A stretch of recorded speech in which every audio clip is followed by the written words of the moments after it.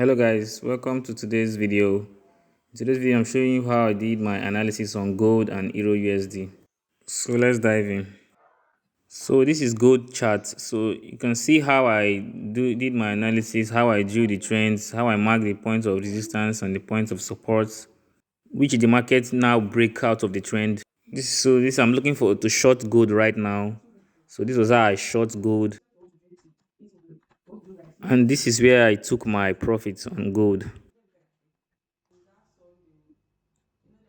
This is how you can also mark your take profit by measuring the highest level of the trend.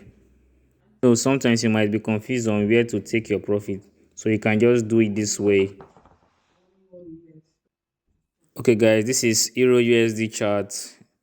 You can see how the market was moving according to my trend. I marked the area of resistance and the area of support.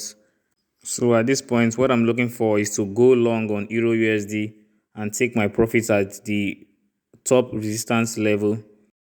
After that, I have to wait for a breakout. So guys, thanks for watching. Subscribe if you love this video.